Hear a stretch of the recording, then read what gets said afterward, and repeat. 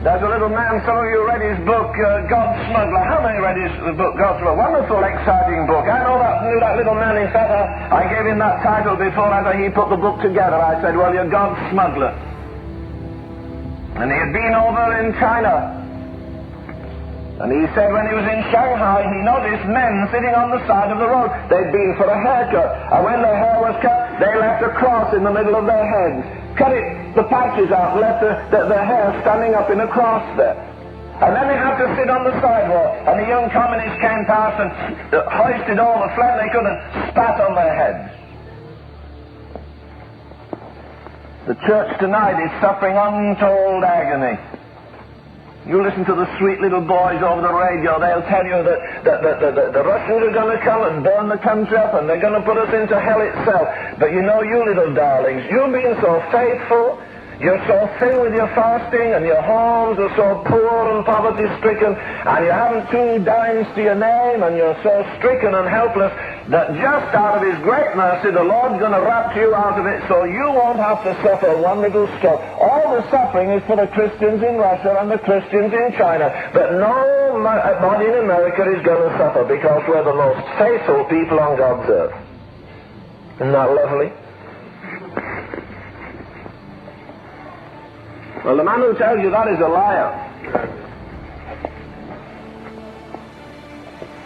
I know a preacher who was in Shanghai, and when he was there, because he had he was in Formosa, and because he had preached in Shanghai 20 years before and found the Chinese people were in Shanghai, were in Formosa where they are now, he went in to see them, and he greeted them in his eloquent Chinese, and they ignored him, and he said, but I'm the pastor, I used to teach you in Shanghai, and they ignored him. And he said, now look, this isn't Oriental courtesy, what in the world are you doing? I'm your pastor.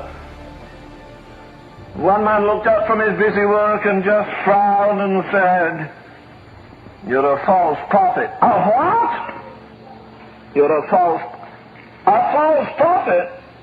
Why, I gave you lectures on Mormonism and the other isms. I am not a false. We remember when you were our pastor in Shanghai and you had some maps of the world and some wonderful pictures of the Roman Empire, and you had a marvelous chart on the Antichrist, and you had some more on the dispensations. And you told us that before long we were going to be washing blood here in China, that people were going to cut us down as though we were grass. They were going to rape our women in front of us. They were going to burn our churches and tear our Bibles up and subject us to the most gross humiliation and suffering it was possible to have. So you said, don't you worry about that, because just before that happens, the Lord's going to take all His dear little children out from this. You're not going to suffer. The man said with tears streaming down his face, my wife was dragged out of my arms.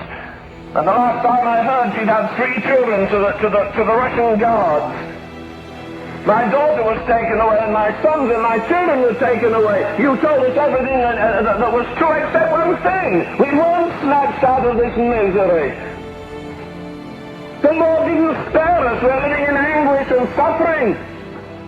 Oh, we're living here now in a little bit of ease and comfort, but there's nothing that can bind up our broken hearts. No money, no creature comforts. Our wives are gone, our children are gone, our churches are gone, our homes are gone, everything has gone. You're a false prophet, we can't listen to you. You better watch it, preacher, because one day you might go in a concentration camp and some of your church members spit on you for saying the same thing.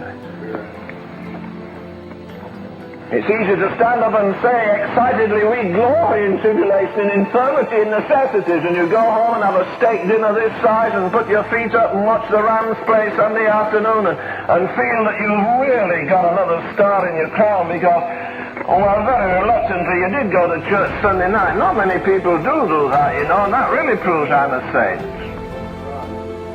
Sure does. Oh, brother, we're heading for trouble, I'll tell you.